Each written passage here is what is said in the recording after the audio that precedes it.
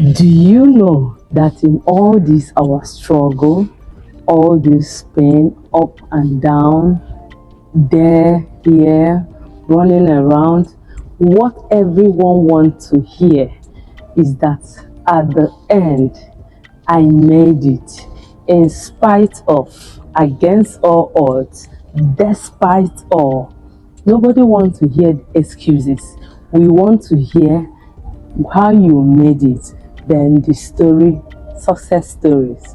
This is what everyone wants to hear. Then how do we get to this bus stop? How do we get to this finishing line? Hello, thank you for tuning in today. We are on a 4-part series on the topic, unless a seed dies, it stands alone. But when it dies, it bears much fruit. John chapter 12, beginning from verse 24. Today I'm here to talk about that you are a good seed and you have God's DNA inside of you. How do I know that? 2 Peter chapter 1 verse 3, the Bible says, for his divine power has given to us all things that pertains unto life and godliness. His divine power has bestowed on us all things. His divine power. I have the DNA of God inside of me. I am a good seed despite what I am passing through. I am a good seed despite my story, how I was brought up, where I had lived, the opportunities I have missed, the mistakes I have made. So long as I am willing to bounce back, the DNA inside of me will ever speak. Let's take, for instance, you are the child of your parents and the DNA of your parents runs within your veins. Now you fell out with your parents at one, maybe 10 times. Does that stop their DNA from being inside of you? No. They may disown you because you have broken their heart over and over. But if you come back and maybe apologize and begin to fall in with them, the DNA is already inside of you, but that coming back does a lot of reaffirming in you. But the fact remains that the DNA is inside of you. So no matter the mistake you have made in the time past, do not allow the enemy to make you lose out entirely from what the Lord has made out for you. The succeeding verse in that 2 Timothy chapter 1 verse 3 said that whereby are given unto us exceeding great and precious promises, that by this you might be partakers of the divine nature. So we have been given exceeding great and precious promises. See, and the enemy knows that you've been given great and exceeding precious promises, and he wants to use the guilt span, package the guilt and make you look as if you can't benefit again. I am here to tell you that you are a good seed. Tell you that you are a good seed and you have the DNA of God running inside of you.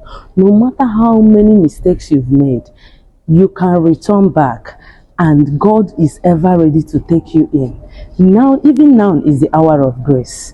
No matter the mistakes you have made, the point is, are you willing to come back? You are a good seed. Can we talk about what happens when the seed is put inside of the ground? Do you know that ground, it seems you are buried, but once it is a seed, I want to use the term being planted. You are not buried, you are planted.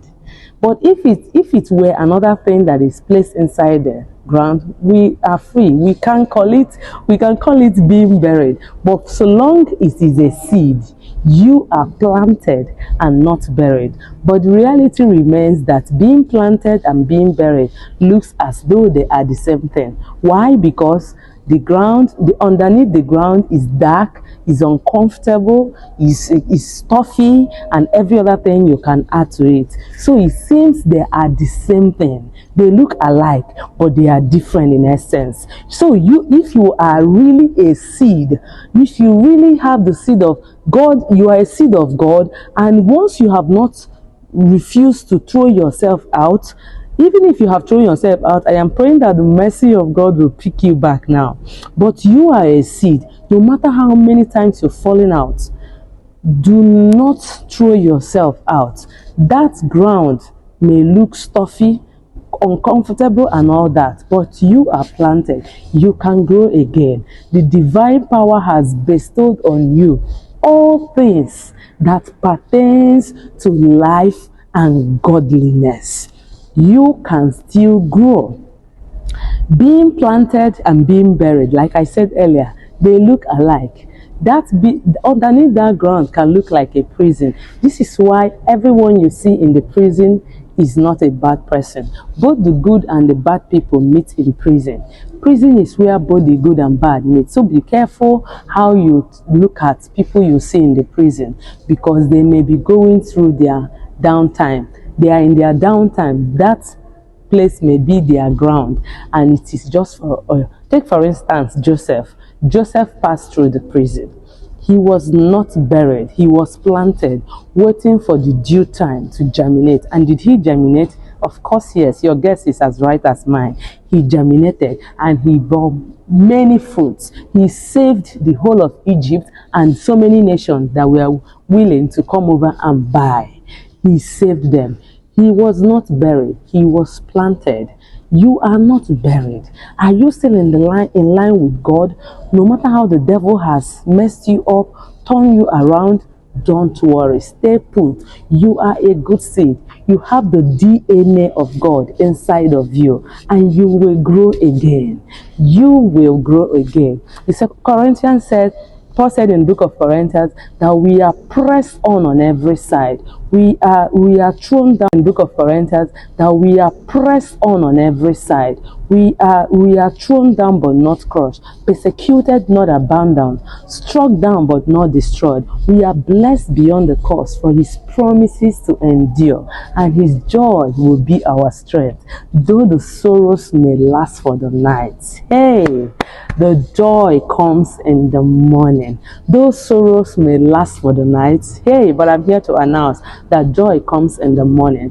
What happens when the seed is down there in the ground? It is undergoing some training. That is the seed training ground.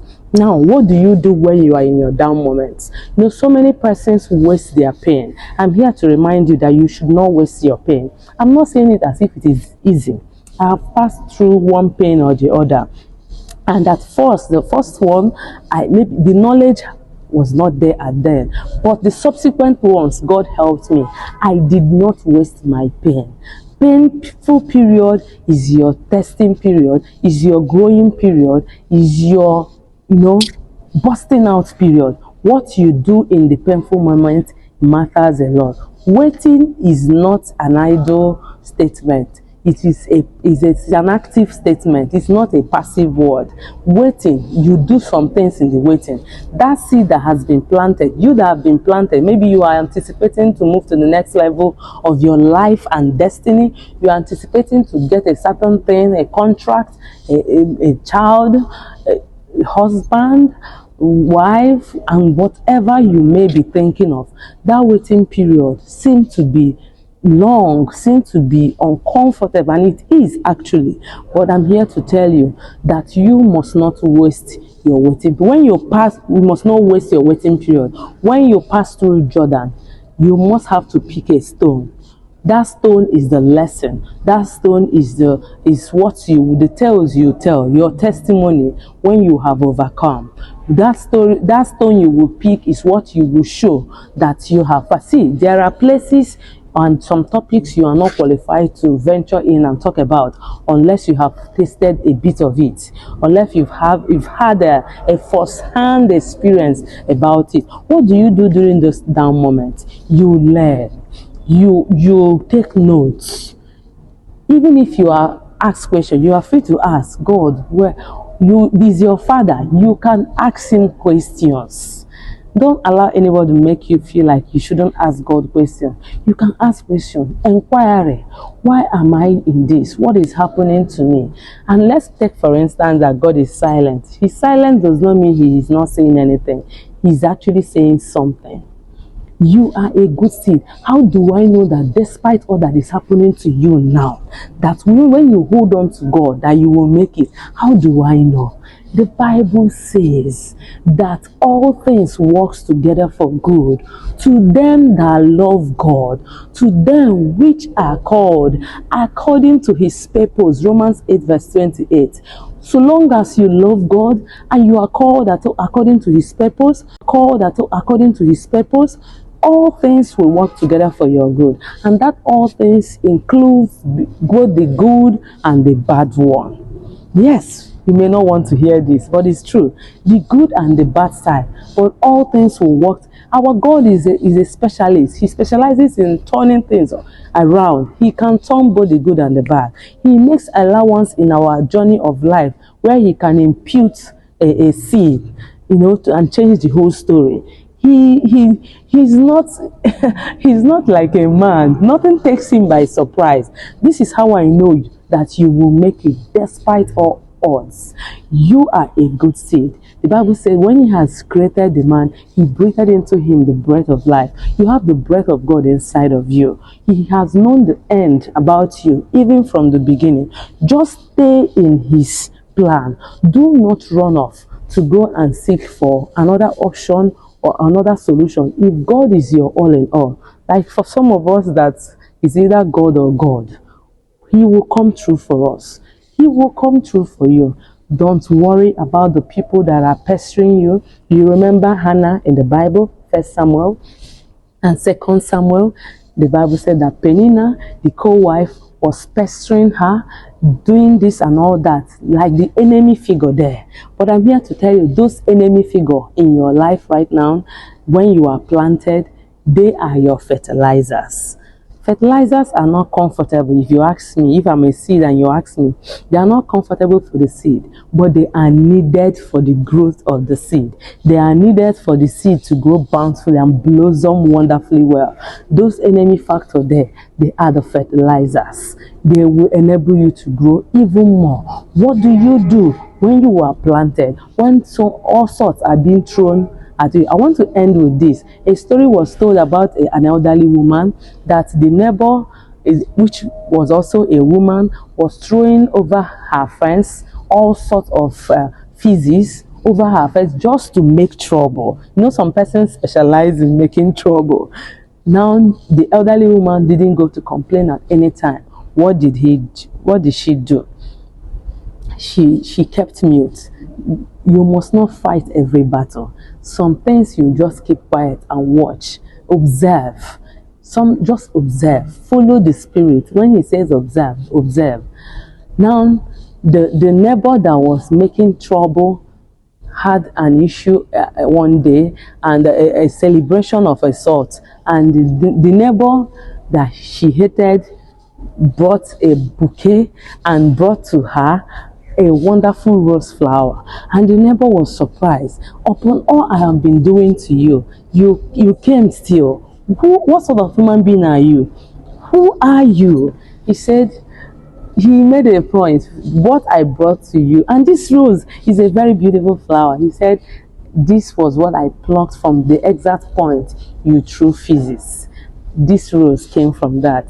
Most beautiful story came from a very beautiful rose flower, and the neighbor was surprised. Upon all I have been doing to you, you came still. What sort of human being are you?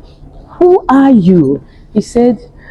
He made a point. What I brought to you, and this rose is a very beautiful flower. He said, this was what I plucked from the exact point you threw feces. This rose came from that. Most beautiful story came from most beautiful ending came from a very bad storyline. Most beautiful things that we all and all to and about came from not so good storyline. But stay true there. God will turn everything around for your good. You are a good seed. You have the DNA of God inside of you. For his divine power has bestowed upon us everything that pertains to life and godliness. And his precious promises you will enjoy. I assure you that. I am waiting to hear your super story. Cheers to your becoming. God bless you. See you in the next series. Bye.